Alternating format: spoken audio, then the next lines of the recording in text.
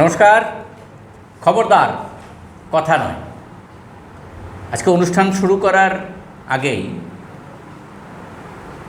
আজকের দিনে 2017 সালে দুষ্কৃতীদের হাতে নিহত সাংবাদিক শান্তনু ভৌমিকের স্মৃতির প্রতি শ্রদ্ধা জানাই। কারণ আজকের দিনটি হচ্ছে সেই দিনটি যেদিন মান্দাই বিধানসভা কেন্দ্রে একটি প্রত্যন্ত জায়গায় তাকে খুন করা হয়েছিল। আমরা খবরদার কথা নয়ের পক্ষ থেকে তার স্মৃতির প্রতি শ্রদ্ধা জানাই। আজকে এমন একটা বিষয় নিয়ে আমাদের আলোচনা, সেটা হচ্ছে, আপনারা কি জানেন যে বিনা বিচারে কত মানুষ এখনও জেলে বন্দী রয়েছে? আপনারা কি জানেন যে নিরীহ মানুষকে গুলি করে মেরে ফেলার পরেও সামরিক বাহিনীর বিরুদ্ধে এখনও পর্যন্ত কোনো মামলা হয়নি, চার্জশিট দিয়ে দেওয়ার পরেও? সর্বশেষ যে তথ্য 2022-এর 31শে ডিসেম্বর পর্যন্ত যে তথ্য আমি পেয়েছি, তাতে দেখা যাচ্ছে জেলবন্দির সংখ্যা 5,54,000। এর মধ্যে 4,27,000-এর বিচার এখনও চলছে। বাকিদের অপরাধ প্রমাণিত হয়ে জেল খাটছেন, এর ভেতরে সংখ্যা হচ্ছে 1,22,000। এবং মোট বন্দির সংখ্যা সব মিলিয়ে 22% কাছাকাছি হবে। এবং বিচারাধীন বন্দি 77%। তথ্যটা দিলাম এই কারণে, আজকের দিনে দাঁড়িয়ে দেশের মানবাধিকার বলে যে একটা বিষয় রয়েছে, সেটা কোন জায়গায় রয়েছে, কতটা আক্রান্ত হয়েছে, সেটাই আপনাদের কাছে তুলে ধরবো আমরা। তার জন্য রাজ্যের ত্রিপুরা মানবাধিকার সংগঠনের মাননীয় সম্পাদক শ্রী পুরুষোত্তম রায় বর্মনকে আমন্ত্রণ জানিয়েছিলেন, তিনি এসেছেন। তার কাছ থেকে জানতে চাইব যে মানব অধিকার কতটুকু রইল ভারতবর্ষে। পুরুষোত্তমদা, নাগাল্যান্ডের একটা বিষয় নিয়ে আপনারা সোচ্চার হয়েছেন আবার দেখছি, যেখানে এই যে মন জেলা, নাগাল্যান্ডের মন জেলায় নিরীহ কয়লা শ্রমিকদের গুলি করে 13 জন কয়লা শ্রমিককে হত্যা করা হয়েছিল। চার্জশিট দেওয়া হয়েছিল সেনাবাহিনীর বিরুদ্ধে। সেখানে বিশেষ সেনাবাহিনীর আইন থাকার পরিপ্রেক্ষিতে সেটা আর নড়াচড়া করেনি। আপনারাই প্রথম এটা নিয়ে আবার উদ্বেগ প্রকাশ করলেন। এই ধরনের ঘটনা তো আরও আছে। এই ধরনের ঘটনা ভারতবর্ষে ঘটছে, আপনারাও লড়াই করছেন, এটার কতটুকু ফল পাচ্ছেন? না, আমরা প্রথমে ব্যাপার নিয়ে মুখ খুলেছি তা নয়। এটার অনেকেই ব্যাপার নিয়ে মুখ খুলেছেন। একটা কারণ আছে। 17ই সেপ্টেম্বর সুপ্রিম কোর্ট এই ব্যাপারে একটা আদেশ দিয়েছে। সেই আদেশের উল্লেখ করার পূর্বে আমি একটু সংক্ষেপে বিষয়টা নিয়ে আলোকপাত করতে চাই। আমরা সবাই জানি 4 ডিসেম্বর 2021 রোববার ছিল। নাগাল্যান্ডের মন জেলায় একটি ট্রাকে করে একদল কয়লা শ্রমিক, কোল ওয়ার্কার, যারা নাগাল্যান্ডের কয়লা খনিগুলোতে কাজ করেন, কয়লা খাদানগুলোতে কাজ করেন, তারা ট্রাকে করে গির্জায় যাচ্ছিলেন, চার্চে যাচ্ছিলেন সকালের প্রার্থনা যোগদান করার জন্য। সেই ট্রাকের উপর সেনাবাহিনী ট্রাকের উপর নির্বিচারে গুলি চালায়। ওই নির্বিচারে গুলি চালানোর ঘটনায় 13 জন অসামরিক ব্যক্তি নিহত হন। তারা প্রত্যেকেই নিরস্ত্র ছিলেন। তাদের বিরুদ্ধে কোনো রকম অপরাধমূলক কার্যকলাপের কোনো অভিযোগ কোনোদিন ছিল না। তারা তথাকথিত উগ্রপন্থী নন, তারা শান্তিপূর্ণ নাগরিক। তারা ট্রাকে করে যাচ্ছিলেন যেখানে তারা থাকেন, সেখান থেকে গ্রামের গির্জায়। অন দ্য ওয়ে সেনাবাহিনী তাদের উপর অ্যাম্বুশ করে গুলি করে ট্রাকের উপর, এতে 13 জন নিহত হন। সেটা 2021 4 ডিসেম্বর। এই নিয়ে নাগাল্যান্ড এবং ভারতবর্ষে স্বাভাবিকভাবেই এতগুলো মানুষের মৃত্যু, অসামরিক ব্যক্তি এবং সেনাবাহিনীর হাতে, এটা অত্যন্ত দুঃখজনক, দুর্ভাগ্যজনক, অত্যন্ত নিন্দনীয়। এবং পরবর্তী সময়ে ভারতীয় সেনাবাহিনী তরফ থেকে তারা কিন্তু বলেছিল যে হ্যাঁ, তারা স্বীকার করেছিল যে সেনা জওয়ানদের গুলিতেই এই 13 জন কয়লা শ্রমিকের মৃত্যু হয়েছে, তারা নিহত হয়েছেন। সেনাবাহিনীর তরফ থেকে দুঃখ প্রকাশ করা হয়েছিল যে ভুলবশত এই জওয়ানদের উগ্রপন্থী ভেবে তাদের উপর গুলি বর্ষণ করা হয়েছে। এই হচ্ছে সেনাবাহিনীর বক্তব্য। অর্থাৎ সেনাবাহিনী স্বীকার করলো যে জওয়ানরা, এটা এনকাউন্টার নয়, জওয়ানরা নিরস্ত্র ছিল, জওয়ানদের কয়লা শ্রমিকরা নিরস্ত্র ছিল এবং নিরস্ত্র কয়লা শ্রমিকদের সেনাবাহিনী ভুল করে উগ্রপন্থী ভেবে গুলি চালিয়েছে। এখন প্রশ্ন হলো, উগ্রপন্থী হলেও এইভাবে গুলি চালানো যায় কি না যখন তারা কাউন্টার অ্যাটাক করছে না, সেটাও প্রশ্ন আছে। যাই হোক, আমরা এটা ব্যাখ্যাটা মেনে নিলাম, সেনাবাহিনী দুঃখ প্রকাশ করেছে। এখন প্রশ্ন হলো, 13 জন মানুষ মারা গেল, এটা কি দুঃখ প্রকাশ করেই দায় সেরে যায়? এটা তো হত্যা। ভুল করেও হত্যাই, মার্ডার। এবং এই নিয়ে নাগাল্যান্ডে প্রচণ্ড বিক্ষোভ হয়েছিল। অভিযুক্ত সেনা জওয়ান অফিসারদের বিরুদ্ধে বিক্ষোভ হয়েছিল, তাদের শাস্তি বিচার দাবি করে। স্বাভাবিকভাবেই এটা তো যে কোনো মানুষই দাবি করবেন, এতগুলো মানুষ মারা গেল, সেনাবাহিনী যদি এদের গুলি করে মারে, সেনাবাহিনীও বিচারের সম্মুখীন হবে। এটাই তো স্বাভাবিক প্রক্রিয়া, আইনের শাসন এটাই বলে। এবং নাগাল্যান্ড সরকার, নাগাল্যান্ড পুলিশ স্বতঃপ্রণোদিত হয়ে এই সেনাবাহিনীর জওয়ান এবং অফিসারদের বিরুদ্ধে, সংখ্যায় প্রায় 30, তাদের বিরুদ্ধে এফআইআর করেছিল। পরবর্তী সময়ে নাগাল্যান্ড সরকার একটা স্পেশাল ইনভেস্টিগেশন টিম গঠন করে এই এফআইআরের উপর তদন্ত করার দায়িত্ব দিয়েছিল। সেই তদন্ত অনুযায়ী এই সেনা জওয়ানদের অভিযুক্ত করে তাদের বিরুদ্ধে চার্জশিট দিয়ে তাদেরকে হত্যার অভিযোগে তাদের বিচারে সম্মুখীন করার ব্যবস্থা হয়েছিল। ইতিমধ্যে সেনাবাহিনীর যারা অভিযুক্ত জওয়ান এবং অফিসার, তাদের স্ত্রীরা সুপ্রিম কোর্টে এসএলপি করেছিল, স্পেশাল লিভ পিটিশন, যে না, সেনাবাহিনীর জওয়ানদের বিরুদ্ধে এফআইআরও করা যাবে না, ফৌজদারি মামলাও করা যাবে না, সাদা কথায় তাদের বিরুদ্ধে খুনের অভিযোগ তোলা যাবে না এবং তারা যে খুন করলো এর বিচারও করা যাবে না। কারণ কি, কেন করা যাবে না? কারণ নাগাল্যান্ডে armed forces special power act আছে, সেনাবাহিনীর বিশেষ ক্ষমতা আইন নাগাল্যান্ডে চালু আছে। সেই সেনাবাহিনীর বিশেষ ক্ষমতা আইনে বলা আছে, সেই আইনের 6 ধারায়, যেই অঞ্চলে সেনাবাহিনীর বিশেষ ক্ষমতা আইন আফসা প্রযোজ্য, সেখানে সেনা জওয়ানদের বিরুদ্ধে কিংবা সেনাবাহিনীর বিরুদ্ধে কোনো দেওয়ানি কিংবা ফৌজদারি মামলা করতে হলে কেন্দ্রীয় সরকারের পূর্ব অনুমতি প্রয়োজন। আইনের ভাষায় বলে sanction from the central government is required. যেহেতু এখানে স্যাংশন সেন্ট্রাল গভর্নমেন্ট দেয়নি, তাহলে এই মামলা চলে না। ইতিমধ্যে নাগাল্যান্ড সরকার কেন্দ্রীয় সরকারের কাছে দাবি করেছে, অনুরোধ করেছে যে এই সেনা জওয়ান এবং অফিসারদের বিরুদ্ধে খুনের মামলা চালানোর জন্য স্যাংশন দেওয়া হোক। কিন্তু না, কেন্দ্রীয় সরকার এই স্যাংশন দিতে অস্বীকার করেছে। তার ফলে কি হয়েছে, গত 17ই সেপ্টেম্বর সুপ্রিম কোর্ট এই সেনাবাহিনীর জওয়ান এবং অফিসারদের স্ত্রীরা যেটা এসএলপি করেছিল, সেই এসএলপিটাকে মঞ্জুর করে দিয়ে বলেছে যে যেহেতু কেন্দ্রীয় সরকার স্যাংশন দেয়নি, তাহলে নাগাল্যান্ডে মন হত্যাকাণ্ডে যুক্ত সেনাবাহিনীর অফিসার জওয়ানদের বিরুদ্ধে কোনো রকম ফৌজদারি মামলা করা যাবে না, তাদের বিরুদ্ধে বিচার চলবে না। যদি কেন্দ্রীয় সরকার ভবিষ্যতে স্যাংশন দেয়, তাহলে এই মামলা নতুন করে চালু করা যাবে। এই খবরটা 17ই সেপ্টেম্বর সুপ্রিম কোর্টের রায় আমরা জানতে পেরেছি। স্বাভাবিকভাবেই একজন মানবাধিকার কর্মী হিসাবে, একজন সাধারণ মানুষ হিসাবে আমরা এতে ব্যথিত হয়েছি এবং আমরা তীব্রভাবে প্রতিবাদ করেছি। আমাদের প্রতিবাদ দুটো জিনিসের উপর দাঁড়িয়ে আছে।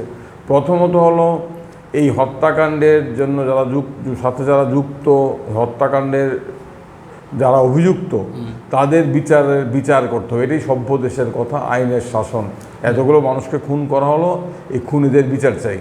এটাই তো এই নাগরিকদের সুবিচার দিতে হবে।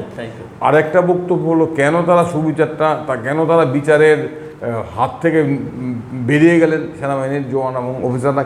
কারণ কেন্দ্রীয় সরকার তাদের বিরুদ্ধে মামলা করার জন্য স্যাংশন দেয়নি।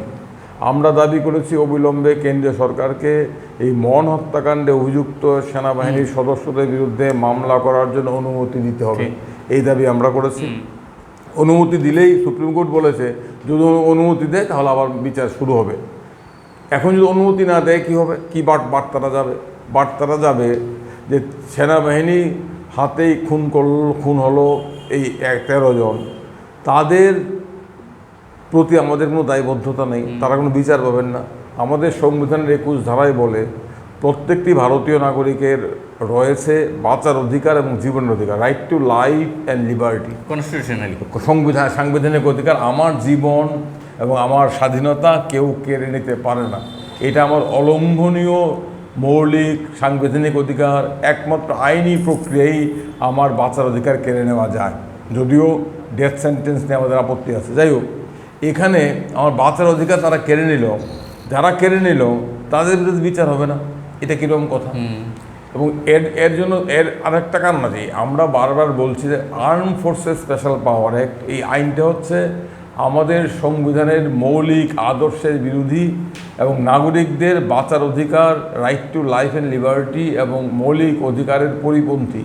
এই আইন একটি দানবীয় কালো কানুন। কেন এই আইন একটি দানবীয় কালো কানুন? কারণ এই আইনে সেনাবাহিনীর সদস্যদের, যেখানে arm forces special power act চালু হয়েছে উপদ্রুত অঞ্চলে, সেনাবাহিনীর সদস্যদের অবাধ ক্ষমতা দিয়ে দেওয়া হয়েছে সব নাগরিকদের কিংবা যে কোনো মানুষকে পাখির মতো গুলি করে মারার, এবং যারা যদি গুলি করে মারে তাহলে তাদের রক্ষা কবচ আছে, ইমিউনিটি আছে। ইমিউনিটি কি?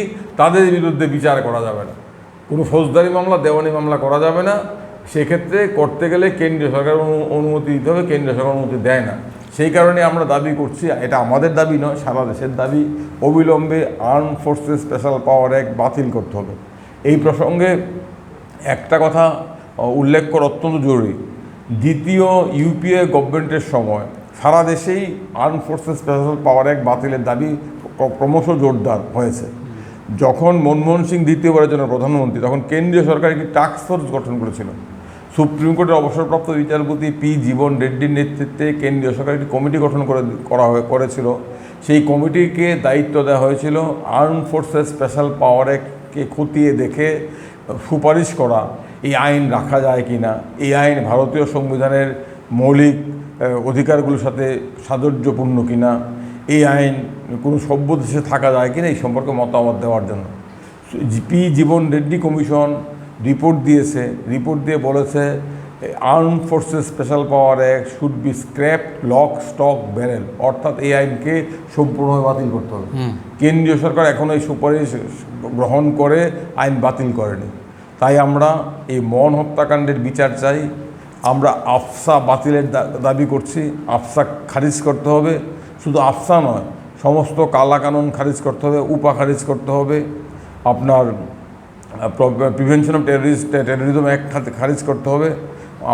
আমরা চাই এই যে 13 জন মানুষ মারা গেল, যারা তাদেরকে খুন করলো, ভুল করে গুলি করলো, এটা হত্যা, এর বিচার চাই। এর জন্য ত্রিপুরা হিউম্যান রাইটস অর্গানাইজেশন আমরা কালকে প্রতিক্রিয়া দিয়েছি, আজকের বিভিন্ন প্রভাতী প্রতিক্রিয়ায় আমাদের প্রতিক্রিয়া প্রকাশিত হয়েছে। এটা তো একটা দিক গেল, আর্মি তাদের স্পেশাল পাওয়ার অ্যাক্ট ব্যবহার করেছে এবং ন্যাক্কারজনকভাবে তারা স্বীকারও করেছে তারা ভুল করেছে, কিন্তু বিচার হচ্ছে না, এটা একটা দিক। আরেকটা দিক হচ্ছে যে কোনোরকম বিচার ছাড়া আটকে রাখা হচ্ছে। স্পেশাল পাওয়ার অ্যাক্ট না থাকা সত্ত্বেও দিল্লির দাঙ্গার ক্ষেত্রে 2020 সালে এই 14ই সেপ্টেম্বর ওমর খালিদকে আটকানো হয়েছে, তার কোনো বিচারের কোনো খবর পাওয়া 4 বছর ধরে কোনো রকম বিচার প্রক্রিয়া নেই। ওমর খালিদ 4 বছর ধরে গ্রেপ্তার করে কারাগারে আটক আছেন। আজকে সারা দেশেই এটাও কি মানবাধিকার লঙ্ঘন না? অবশ্যই ওমর খালিদের মুক্তির দাবি উঠছে, কারণ ওমর খালিদ দিল্লির দাঙ্গায় কোনোভাবে জড়িত নয়। ওমর খালিদ এই যে নাগরিকত্ব সংশোধনী আইনের বিরুদ্ধে এই যে ব্যাপক জনজাগরণ হয়েছিল, সেই জনজাগরণের সামনের সারির নেতৃত্বে ছিলেন এবং উনি বারবার বলেছেন যে আমি শান্তিপূর্ণ পদ্ধতিতে, গান্ধীবাদী পদ্ধতিতে এই বৈষম্য সৃষ্টিকারী নাগরিকত্ব সংশোধনী আইনের বিরোধিতা করছি। কেন্দ্রীয় সরকার, দিল্লির সরকার, স্বরাষ্ট্রমন্ত্রী, স্বরাষ্ট্র মন্ত্রক ওমর খালিদ সহ অনেককে আটক করেছে উপা প্রয়োগ করে, উপও কালো কানুন। দেখুন, এটা কিন্তু কোনো আইনের শাসনে, কোনো সভ্য শাসনে কালা কানুনে আটক রাখা এটা দানবীয় পদ্ধতি। 4 বছর ধরে ওমর খালিদের বিরুদ্ধে চার্জশিট দেওয়া যাচ্ছে না, 4 বছরের বিরুদ্ধে বিনা চার্জশিট দিয়ে বিনা বিচারে আটক রেখে দেওয়া হয়েছে, তাকে জামিন দেওয়া হচ্ছে না। এবং আজকে সারা দেশে দাবি উঠছে উমর খলিদ সহ অন্যান্য ভীম কোরেগাঁও মামলায় যে ভারতবর্ষের সেরা বুদ্ধিজীবীরা, সেরা সন্তানরা, যারা নাগরিক অধিকারের কথা বলে, যারা মানব অধিকারের কথা বলে, যারা দলিতদের অধিকারের কথা বলে, যারা সামাজিক ন্যায়ের কথা বলে, এরকম 16 জন, এর মধ্যে স্ট্যান স্বামী মারা গেলেন, 80 বছরের অশক্ত অসুস্থ বৃদ্ধ পার্কিনসন রোগী কারাগারে আটক থাকা অবস্থায় মারা গেলেন, শহীদ হলেন। বাকিদের মধ্যে কয়েকজন জেল যে ছাড়া পেয়েছেন, অনেকেই ছাড়া পাননি। আমরা উমর খলিদের মুক্তি দাবি করছি। আমরা দাবি করছি উপা আইনকে অবিলম্বে বাতিল করতে। উপা একটা সম্পূর্ণ কালো কানুন, এখানে জামিনের ব্যবস্থা খুব কঠিন। এবং আরেকটা ঘটনা, আমাদের সুপ্রিম কোর্ট বারবার বলছেন, সুপ্রিম কোর্টের প্রধান বিচারপতি, যে জামিন হচ্ছে আইন, bail is the rule, jail is exception. এইটা যে কোনো ক্রিমিনাল জুরিসপ্রুডেন্সের মূল কথা। জামিন হচ্ছে সাধারণ নিয়ম, জেল হচ্ছে ব্যতিক্রম। কিন্তু দুর্ভাগ্যজনক হলো এটা নির্মম সত্য, আমাদের দেশে এখন জামিন হচ্ছে ব্যতিক্রম আর জেল হচ্ছে নিয়ম। এবং আমাদের মাননীয় প্রধান বিচারপতি সুপ্রিম কোর্টের চন্দ্রচূড়, ডক্টর চন্দ্রচূড়, উনি বারবার বলছেন যে নিম্ন আদালতগুলো, জেলা আদালতগুলো তারা জামিন দিতে ভয় পাচ্ছে, তারা জামিন দিচ্ছে না, এইভাবে আটক রাখছে, এটা ঠিক না। তারা ভুলে যাচ্ছে যে jail is exception, bail is rule. এটা কি কথা? ভালো কথা, খুব সুন্দর কথা, শুনতে ভালো লাগে। কিন্তু সুপ্রিম কোর্টের প্রধান বিচারপতির কথা হাইকোর্ট স্তরে গিয়ে পৌঁছয় না, জেলা আদালতগুলো পৌঁছয় না। আর সুপ্রিম কোর্টও তো, সুপ্রিম কোর্টের উদাহরণ দেখাতে পারছে, সুপ্রিম কোর্টের মধ্যে কোনো ধারাবাহিকতা নেই। এই উমর খলিদের সুপ্রিম কোর্টে SLB 24 বার মুলতবি হয়েছে। কেন সুপ্রিম কোর্ট কোন ভয়ে বেল দিচ্ছে না উমর খলিদকে? তার বিরুদ্ধে অভিযোগটা কি? 4 বছর ধরে একজন গবেষক, একজন মানবাধিকার কর্মী, তাকে আটক রাখা হয়েছে 4 বছর ধরে। সুপ্রিম কোর্ট কেন শুনছে না? কেন ওমর খলিদ বাধ্য হলো তার SLP সুপ্রিম কোর্ট থেকে উইথড্র করার জন্য? আজকে এই প্রশ্নগুলো উঠবে তো। শুধু নিম্ন আদালত কিংবা হাইকোর্টগুলোকে বললেই হবে না, সুপ্রিম কোর্টকেও দেখাতে হবে। সুপ্রিম কোর্ট কিছু কিছু ক্ষেত্রে বেল দিচ্ছে, কিন্তু এটা ধারাবাহিকতা নেই। এটা নির্ভর করবে সুপ্রিম কোর্টে কোন বেঞ্চের কাছে পড়বে, কোন এক বেঞ্চের কাছে বললে বেল, আরেক বেঞ্চের কাছে বেল নয়, এটা তো হতে পারে না। সুপ্রিম কোর্টে কনসিস্টেন্ট স্ট্যান্ড থাকতে হবে, ইউনিফর্ম স্ট্যান্ড থাকতে হবে। একজন আইনজীবী হিসাবে, একজন নাগরিক হিসাবে আমরা লক্ষ্য করি সুপ্রিম কোর্টের ইউনিফর্ম স্ট্যান্ড নেই। বেল পাওয়াটা নির্ভর করবে কোন বেঞ্চ এর কাছে যাবে, কোন বেঞ্চের কী দৃষ্টিভঙ্গি, এটা তো ঠিক নয়। তাই আজকে উমর খলিদের মুক্তির দাবি উঠছে। সুপ্রিম কোর্টের কাছে আমাদের অনুরোধ, দাবি, যে আপনারা যেটা বলছেন মাননীয় প্রধান বিচারপতি, করে দেখান। সুপ্রিম কোর্ট উদাহরণ তৈরি করো, তাহলে এই উদাহরণ সারা দেশে প্রভাব বিস্তার করবে। ঠিক। একটু উল্টো দিকে যদি যাই পুরুষোত্তমরা, আগরতলা শহর থেকে খুব কাছে এবং ত্রিপুরা রাজ্যের আগরতলা শহর থেকে একটু দূরে গন্ডাছড়া এবং আগরতলা শহরের কৈত্রাইবাড়ি একদম কাছে নির্বাচন, এখানে কৈত্রংবাড়ি, এই 2টা জায়গাতে পরপর অগ্নিসংযোগের ঘটনা, মারধরের ঘটনা, বিভিন্ন ধরনের আক্রমণাত্মক ঘটনা হয়েছে এবং প্রায় দাঙ্গার পরিস্থিতির সৃষ্টি হয়েছিল। এখন পরিস্থিতি ঠান্ডা, শান্ত হয়েছে, কিন্তু যারা করেছে তাদের কিন্তু এখনও গ্রেপ্তার করা গেল না, বারবার আবেদন থাকা সত্ত্বেও। এটাও একটা দিক। অমরপুর মহকুমার চেলাগাঙ্গেও এই ধরনের মব লিঞ্চিং হয়েছে, আগরতলা শহরেও একটা হয়েছে কাছেই, আর একটা চেলাগাঙ্গে হয়েছে এরকম মব লিঞ্চিং। এই যে বিষয়গুলি, একদিকে বিচারাধীন বা বিচার না করে আটকে রাখার প্রবণতা যেমন দেখা যাচ্ছে, আরেকদিকে যারা আক্রমণকারী, সন্ত্রাসী, তাদের গ্রেপ্তার করার ক্ষেত্রে অনীহা দেখা যাচ্ছে। বিষয়টা তো স্পষ্ট। সরকার সারা দেশে একটা নৈরাজ্য চলছে, আইনের শাসন নেই। রাষ্ট্র, সরকার, বিজেপি, আরএসএসের প্রভাবাধীন বিজেপি সরকার, তারা একটা হিংস্র চেহারা নিয়ে সারা দেশ শাসন করতে চাইছে এবং সমস্ত ধরনের গণতান্ত্রিক আন্দোলন, প্রতিবাদ, বিক্ষোভ, এগুলোকে দমন করতে চাইছে। এইগুলোকে দমন করার জন্য তারা আইনিভাবে একটা আইনের আশ্রয় নিচ্ছে। কি আইন? সমস্ত কালাকানুনের সাহায্যে তারা বিনা বিচারে আটক রেখে তারা মানুষের বিক্ষোভকে দমন পীড়ন করার চেষ্টা করছে। এবং সমস্ত প্রতিবাদী কণ্ঠ, যারা বিবেকের কাছে দায়বদ্ধ, যারা উচ্চ শিরে স্পষ্ট কথা, অপ্রিয় কথা বলে, সরকারের বিরুদ্ধে নাগরিকদের হয়ে কথা বলে তাদের মুখ বন্ধ করার জন্য তাদেরকে সন্ত্রাসবাদী তকমা দিয়ে বিভিন্ন অজুহাতে তাদেরকে উপা আইনে অন্যান্য নাটক করা হচ্ছে। এটা একটা রাস্তা। আরেকটা রাস্তা কি? আরেকটা রাস্তা হচ্ছে একদিকে রাষ্ট্র, সেনাবাহিনী, রাষ্ট্র, পুলিশ, আধাসামরিক বাহিনী তারা সন্ত্রাস করবে, সন্ত্রাস করে বিনা বিচারে আটক করবে, বিনা বিচারে আটক করে বছর বছর জেলে আটকে রাখবে। আরেকদিকে এই বিভিন্ন প্রাইভেট আর্মিগুলো, সরকার, রাজনৈতিক শাসক দল পোষিত বিভিন্ন সশস্ত্র সংগঠনগুলো, তারা আইন হাতে তুলে নিয়ে তারা সব মানুষকে আক্রমণ করছে। তারা কোথাও কৈত্রং বাড়িতে তারা পরিকল্পিতভাবে সংখ্যালঘুদের উপর আক্রমণ করেছে, পরিকল্পিতভাবে সংখ্যালঘুদের সম্পত্তি এগুলো নষ্ট করেছে। চেলাগাঙে একজন যুবককে পিটিয়ে খুন করেছে, পুলিশ মেরেছে, দুষ্কৃতিকেরা মেরে পুলিশ হাতে তুলে দিয়েছে। যেটা হয়েছে উদয়পুরে, তাদের বিরুদ্ধে কোনো ব্যবস্থা নেই। এতে বিষয়টা স্পষ্ট, দুষ্কৃতি রাজ কায়েম হয়েছে। পশ্চিমবঙ্গে দেখছেন না যে আরজি করে ঘটনা, দুর্নীতি দুষ্কৃতি চক্র একদম গাঁটছাড়া। ত্রিপুরাতে একই দুষ্কৃতি রাজ কায়েম হয়েছে। দুষ্কৃতীদের বিরুদ্ধে প্রশাসন, সরকার শীত ঘুমিয়ে আছে। শুধু শীত ঘুমিয়ে আছে বললে ভুল হবে। দুষ্কৃতীরা সরকার এবং প্রশাসনের কোলে দুলছে বলে কৈত্রং বাড়িতে এতটা ঘটনা ঘটলো, এখনও কোনো গ্রেপ্তার নেই। 144 ধারা জারি করলেই তো দায়িত্ব সারে না। আমরা ত্রিপুরা রাজ্যের মানুষ শান্তি চাই, সম্প্রীতি চাই, আমরা বিভিন্ন অংশের মানুষের মধ্যে সৌভ্রাতৃত্ব চাই। এটা আমরা রক্ষা করছি, আগামী দিনে রক্ষা করব। যারা মানুষের মধ্যে ঐক্য সংহতি বিনষ্ট করার জন্য এই ধরনের দুষ্কৃতি কাজ করছে, তাদের বিরুদ্ধে সরকার প্রশাসন তাদেরকে মদত দিচ্ছে। চেলাগাং একজন যুবককে পিটিয়ে খুন করা হলো, কোনো বিচার আছে, কোনো গ্রেপ্তার আছে? পুলিশ আপনার উদয়পুরে শিক্ষক মশাইকে এইভাবে খুন করা হলো, পরবর্তী সময় চাপে পড়ে 2-3জনকে গ্রেপ্তার করা হয়েছে, তাহলে অনেক চাপে পড়ে। বিষয়টা তো পরিষ্কার। একদিকে পুলিশকে ব্যবহার করা, এই যে কালাকানুনের সাহায্যে বিনা বিচারে আটক করে রাখো বছরের বছর, অন্যদিকে সন্ত্রাসের মাধ্যমে এই সশস্ত্র দুষ্কৃতী দলগুলো সন্ত্রাস করবে, তাদের বিরুদ্ধে কোনো ব্যবস্থা নেবে না, পুলিশ দাঁড়িয়ে দেখবে। বিশ্বকর্মা পুজোর দিন রাতে আগরতলা শহরের নিকটবর্তী বাধারঘাটে ওই জায়গাটাতে আবার আইন শৃঙ্খলার ব্যবস্থা ভেঙে পড়েছে। প্রশ্ন, সর্বশেষ প্রশ্ন, এই যে জায়গাটা, এতগুলি উদাহরণ আমরা রাখলাম, বিনা বিচারে আটক আর বিচার না করে বা বিচারের দ্বারস্থ না হয়ে সন্ত্রাসীদের ছেড়ে রেখা, এই যে দুটো মানে নেক্সাস একত্রিত জায়গায় এলে সাধারণ মানুষ যাবেটা কোথায়? তাদের কাছে কি বলবেন? মানুষকে প্রতিবাদ করতে হবে, গণপ্রতিবাদ, মানুষের আন্দোলন, মানুষকে রাস্তায় নামতে হবে, এই অবস্থার পরিবর্তন করতে হবে। বিভিন্ন প্রতিষ্ঠানগুলোকে দায়িত্ব পালন করতে বাধ্য করতে হবে, আদালতকে দায়িত্ব পালন করতে মানুষকে বাধ্য করতে হবে, পুলিশকে পেশাদারি ভূমিকা পালন করার জন্য মানুষকে বাধ্য করতে হবে।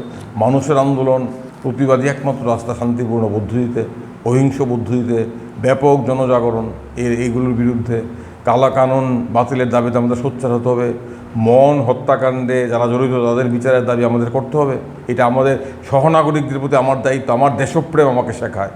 আমি এই দেশকে ভালোবাসি, আমি এই দেশের মানুষদের ভালোবাসি। এই দেশের প্রত্যেকটা মানুষ আমার স্বজন। আমার স্বজন যদি খুন হয়, সেই খুন যারাই করুক তাদের বিচার করতে হবে। বিচারের জন্য আমাদের সোচ্চার হতে হবে।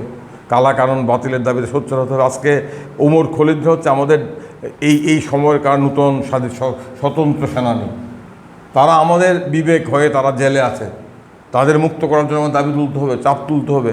আমরা কিন্তু এখনও এই বিষয়টা সেইভাবে পাবলিক ইস্যু করতে পারিনি, এটা আমাদের ব্যর্থতা। নাগরিক সমাজ যেভাবে এদের মুক্তির দাবিতে এগিয়ে আসা উচিত ছিল, ভীম কোরেগাঁও নিয়ে উমর খলিদ সহ অন্যদের মুক্তির দাবিতে, সেভাবে হয়নি। এটা করলেই সরকারের টনক নড়বে। আন্দোলন, জনগণের চাপে সরকারের অচল আয়তন ভাঙ্গে, পাথর সরে। আসলে আমাদের চাপ তৈরি করতে হবে, আন্দোলন তৈরি করতে হবে। এটাই একমাত্র রাস্তা। এর থেকে শর্টকাট কোনো রাস্তা নেই। কোনো আশ্চর্য প্রদীপ, কেউ আশ্চর্য শক্তি এসে আমাদের উদ্ধার করবে এই নরক থেকে, তা নয়। আমাদের নিজেদেরকেই সংগঠিত হয়ে শান্তিপূর্ণ পদ্ধতিতে অহিংস পথে এই নরককে পরিবর্তন করতে হবে। পুরুষোত্তমদার এই সর্বশেষ কথাটা দিয়েই শেষ করছি যে রাষ্ট্র এবং সাধারণ মানুষের চৈতন্য হোক। আজকে এইটুকুই থাক। সবাই ভালো থাকবেন, সুস্থ থাকবেন। সকলকে নমস্কার।